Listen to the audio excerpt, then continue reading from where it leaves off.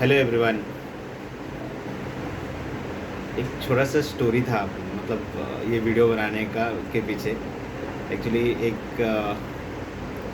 एक फ्रेंड था मेरा।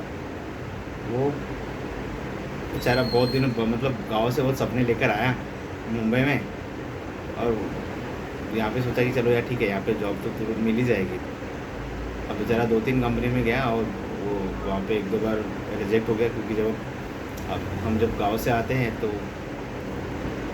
थोड़ा तो बहुत सारी चीज़ें यहाँ के हिसाब से वो थोड़ा डिफरेंट होते हैं। तो ये वीडियो सिर्फ उन लोगों को हेल्प करेगा, या फिर जिसके पास भी रहेगा प्लीज़ वो लोगों को हेल्प कर देना, जो जैसे जो लोग अभी नए नए आए हैं, या फिर जो जॉब ढूंढ रहे हैं, या फिर 1-2 जगह पे गए हैं इंटरव्यू के लिए बट रिजेक्ट हो गए। तो सेम उसका भी स्टोरी वही था कि यार एक राजेश 1-2 बार जगह पे गया था, रिजेक्ट हो गया, तू बता तू कब फ्री है, उस दिन तेरे घर पे आता हूँ और पूरा मैं सीख के जाता हूँ, फिर इंटरव्यू देता हूँ। तो मैंने बोला कि यार ठीक है, एक दिन आता हूँ। फिर मैंने उसको पूरा एक दिन बताया।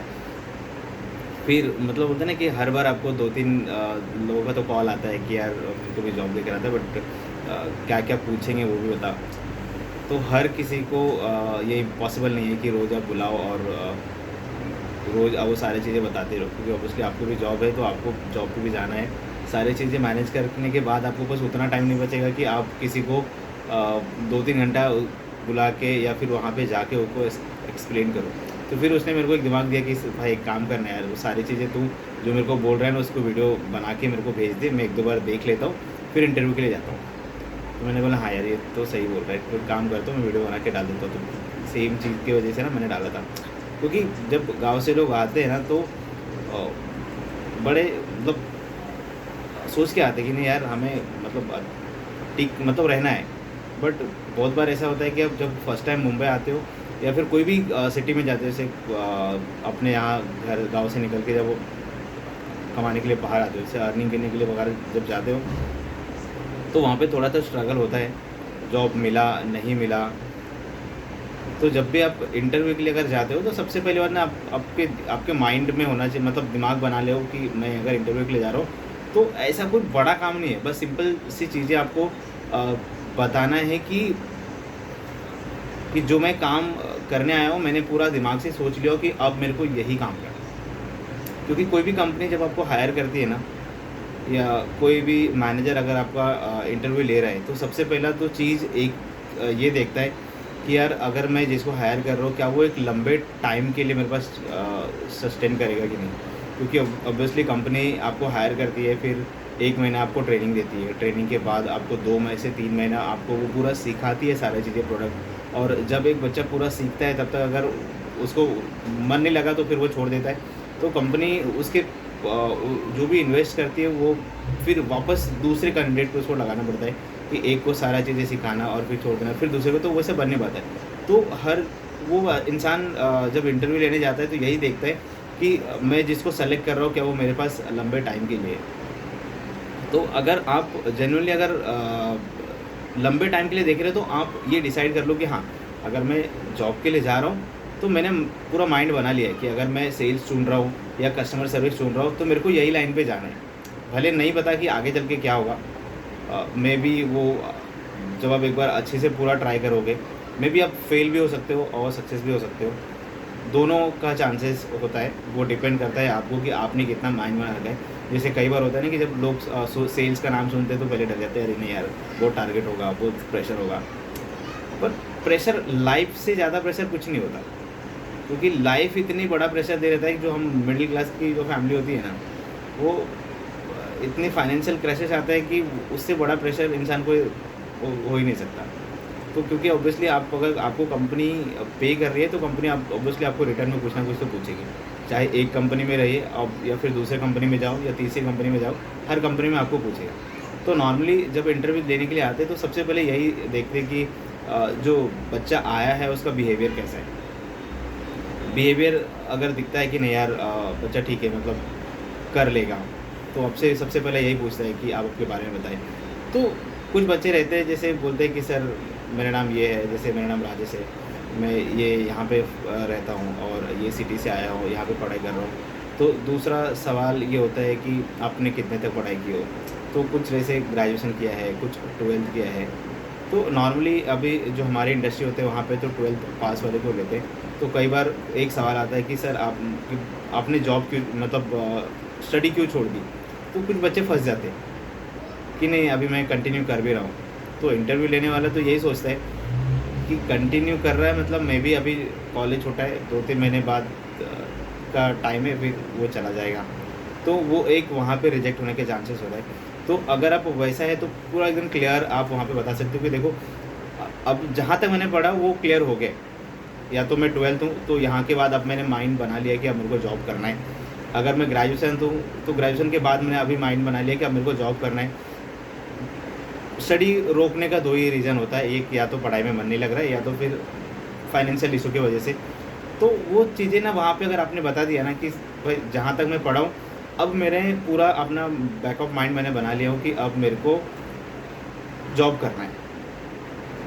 अगर मैं स्टडी करूँगा भी तो वो साइड बाय साइड मैं सेकेंडरी प्रायोरिटी दूंगा, और मैं जब एग्ज़ाम रहेगा तो वो मैनेज करके मैं जाके एग्ज़ाम दे के आऊँगा। मतलब फुल टाइम मेरे को जॉब ही करना है। क्योंकि कई बार होता है कि लोग स्टडी छोड़ देते तो लोग पूछते हैं कि आपने छोड़ा क्यों है। तो बोलता है ना कि कई बार ऐसा होता है कि आपको मन नहीं लगता पढ़ने में, कि यार भले आपको पता है कि आगे चल के प्रॉब्लम होने वाली है, मैं आगे चल के मैं रिग्रेट करूँगा कि यार शायद मैं थोड़ा और पढ़ लिया होता। बट अभी फ़िलहाल के लिए तो मैंने माइंड अगर बना लिया है तो बना लिया है कि चलो ठीक है अब नहीं पढ़ना है। क्योंकि एक बार जब आप छोड़ देते हो तो जब तक उस चीज़ की वैल्यू नहीं पता चलता तब तक उसको माइंड में ले लेते हो। तो अगर आप ये चीज़ इंटरव्यू में क्लियर कर देते हो तो वो तब वो इंटरव्यू वाला सेलेक्ट कर लेता है कि चलो ठीक है यहाँ पे तो क्लियर है कि अभी ये वापस वो मोड पे नहीं जाने वाला है। दूसरी चीज़ ये पूछता है कि भाई सेल्स है या कस्टमर केयर सर्विस है। 2 चीज़ें होता है। अगर कस्टमर सर्विस में है तो ऑब्वियसली वो लोग देखते हैं कि कितना बोलते हैं ना कि कूल माइंड से आप चीज़ों को हैंडल कर लेते हो। क्योंकि ऑब्वियसली जब कस्टमर सर्विस से रहते हैं तो कस्टमर वैसे सारे आते हैं जो बहुत हाइपर रहता है, या किसी का कुछ प्रॉब्लम हो गया है और वो प्रॉब्लम सॉर्ट आउट नहीं हो रहा है कुछ दिनों से, तो ऑब्वियसली वो एक दूसरे के ऊपर चिल्लाता है। तो वो आप कैसे उसको ऑब्जर्व करते हो। दूसरा जब आप सेल्स में आते हो तो सेल्स में ऑब्वियसली पूछते हैं, मतलब प्रेशर नहीं कह सकते, आप ये कह सकते कि भाई आपको हर 1 घंटे में पूछते हैं लोग कि भाई नंबर, क्योंकि ऑब्वियसली कंपनी सबके ऊपर टारगेट होता ही है। टारगेट कह सकते हो जैसे मैनेजमेंट को रहता है कि भाई आपको इतना नंबर मारना है, मैनेजमेंट आपको मैनेजर को उतना नंबर देता है, वो आपके सुपरवाइजर को देता है। सुपरवाइजर ऑब्वियसली वो सारे बच्चों को बांटता है कि भाई आपको इतना इतना करना है। बट आपने अगर दिमाग लगा लिया है कि हमें कैसे करना है, क्योंकि ऑब्वियसली जो भी सुपरवाइजर के पास आप जाते हो सुपरवाइजर आपको पहले अच्छे से सिखाता है, तो आप उसको प्रेशर नहीं कह सकते। जैसे आपको इंटरव्यू में पूछा जाता है कि भाई प्रेशर बहुत रहता है सेल्स में, आप कर सकते हो, तो आप एकदम सिंपल सा आंसर दो कि सर प्रेशर किस चीज़ का। आप वही चीज़ पूछ रहे हो ना जो जिसकी आप मुझे सैलरी दे रहे हो। अगर आप मुझे अच्छे से सिखाओगे तो ऑब्वियसली वो चीज़ मुझे प्रॉब्लम होगा ही नहीं। हाँ, ये हो सकता है कि कोई दिन मैं कर लूँ, कोई दिन ना कर पाऊँ। बट हाँ, मेरे तरफ से एक यह श्योरिटी है कि जिस दिन मैं सीख गया और जिस दिन मैं कर लिया ना, उसके बाद से मैं कभी पीछे नहीं मुड़ूँगा। या फिर मैं कभी अपने खुद के ऊपर ये नहीं डालूँगा कि स्टॉप नहीं लगाऊँ कि नहीं यार आज मैंने कर लिया, अब कल देखता हूँ। नहीं, मैं जितना हो सकता है मैं तो खींचूँगा। क्योंकि मेरे माइंड में मैंने बना लिया है कि अब मेरे को इसी लाइन पे करियर बनाना है, तो मैं वो चीज़ को कभी पीछे रिग्रेट करूँगा नहीं, कि या फिर मैं छोड़ के नहीं जाऊँगा कि चलो कल देखिए, आज है तो आज ही है। और मैं ये उन लोगों के लिए तो सबसे अच्छा है, जैसे फॉर एग्जांपल अभी किसी के पास कुछ प्रोफेशनल जिसने डिग्री नहीं किया है, जैसे फॉर एग्जांपल कुछ इंजीनियरिंग किया है या फिर कोई सॉफ्टवेयर इंजीनियर है या और कोई टेक्निकल है जो ऑलरेडी किया है, तो उनके लिए तो क्लियर है कि भाई मैंने अगर आईटी किया है तो मेरे को आईटी में जाना है, इंजीनियरिंग किया है तो मेरे को इंजीनियरिंग में जाना है, या फिर और कुछ फील्ड में मैंने अगर किया है तो मेरे को उसमें जाना है। बट वो लोग जो जैसे 12th करके छोड़ दिए या फिर ग्रेजुएशन करके छोड़ दिए, उनके लिए तो मैं बोलता हूँ कि एकदम सही जगह होता है ये जो सेल्स का है। चाहे आप डायरेक्टली इंश्योरेंस कंपनी में देख लो या कोई भी ब्रोकर में देख लो, क्योंकि आप अच्छी सैलरी आपको तभी मिलता है जब एक अच्छे टाइम आप एक्सपेंड करते हो। बट सेल्स में ऐसा है कि आप अगर अच्छी चीज़ें सीख लिया ना आपने, तो अगले 6 महीने में आप इतना एक्सपर्ट हो जाते हो कि आपकी सैलरी के 5 टाइम्स 10 टाइम्स कभी लोग उससे ज़्यादा भी कमाना शुरू कर देते हैं। तो मेरे हिसाब से कि जो लोग जैसे 12th है, जैसे मैं ग्रेजुएशन कंप्लीट करके आया था और मैंने भी स्टार्ट वैसे ही किया था और अभी ऐसा भी नहीं है कि यहाँ इसमें करियर नहीं है, यहाँ पे भी करियर अच्छा है, मतलब सक्सेसफुल करियर है। बस आपको उस तरीके से आपको काम करना है, उस तरीके से आपको ऑब्ज़र्व करने के लिए आना चाहिए, थोड़ा-सा आपको माइंड को कूल रखना है। ऑब्वियसली मैं जो चीज़ आपको बताया कि हर किसी को आंसर देना है, जैसे आपके ऊपर वाले को भी आंसर देना है, उसके ऊपर वाले जो मैनेजमेंट है उसको भी आंसर देना है, तो ऑब्वियसली वो आपको आके पूछेगा। तो ये चीज़ आपने जैसे इंटरव्यू जो ले रहा है उसको बोला कि सर इसको शायद आप प्रेशर नहीं कह सकते, मेरे हिसाब से तो वो एक वही चीज़ आप पूछ रहे हो मुझे, जो चीज़ का मैं पैसा ले रहा हूँ। तो वो आप अगर मुझे अच्छे से सिखा दोगे तो मुझे नहीं लगता कि मैं उस चीज़ को प्रेशर बोलूँगा, मैं ऑब्वियसली उसको मैं ईज़ी तरीके से निकालूँगा। और दूसरी चीज़ होती है कि आपको वो जब पूछते हैं कि आप सेल्स ही क्यों चुनते हो?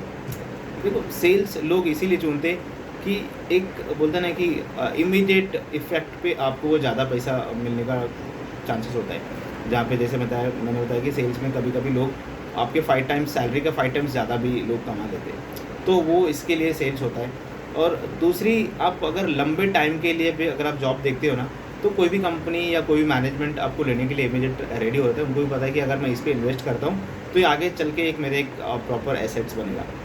तो ये सारी चीज़ें आप जैसे जो इंटरव्यू ले रहा है अगर आपने बताया परफेक्टली, अगर आपने उसको कन्विंस किया ना, तो मुझे नहीं लगता कि आपको कोई रिजेक्ट करेगा। क्योंकि रिजेक्ट तभी होते जब जैसे बोलते हैं कि नहीं सर मैं अभी पढ़ाई मेरा कंटिन्यू है, या फिर मैं अभी सोचा नहीं हूँ मेरे करियर के बारे में कि भी क्या करना है, बस मेरे दोस्त ने बोला तो मैं सोचा कि आ जाता हूँ, इंटरव्यू दे लेता हूँ। तो वैसे लोग रिजेक्ट होते हैं। या फिर जैसे बताया कि हाँ बस अभी फ्री था तो मैं आ गया इंटरव्यू देने के लिए, तो वैसे लोग ऑब्वियसली रिजेक्ट होते हैं। अगर आप इंटरव्यू देने आ रहे हो तो आप पूरे माइंड बना के आओ कि अगर मैं सेलेक्ट होता हूँ तो फिर मैं इसी फील्ड में मेरी पूरी करियर बनाऊँगा। तो वो आपका भी विज़न क्लियर होता है, और जो सामने वाला अगर इंटरव्यू ले रहा है उसका भी विज़न क्लियर होगा कि अगर मैं इसको सेलेक्ट करता हूँ तो आगे एक लंबे टाइम के लिए मेरे साथ रहेगा। तो ये चीज़ें ज़्यादा इम्पोर्टेंट होता है। तो और ज़्यादा नॉर्मली कोई पूछते नहीं है, बस यही होता है थोड़ा-सा कभी-कभी अप डाउन होता है कि जैसे हर चीज़ें आपको सेल्स में नहीं मिल पाता है, जैसे आपके हिसाब से छुट्टियाँ वगैरह, तो वो थोड़ा-सा मैनेज करना पड़ता है। ऑब्वियसली इंसान ऑटोमेटिकली मैनेज करना शुरू कर देता है जब उसको ज़्यादा पैसा आता है। और आप जैसे-जैसे आप ज़्यादा पैसा कमाते हो तो आपकी रिस्पॉन्सिबिलिटी बढ़ जाता है।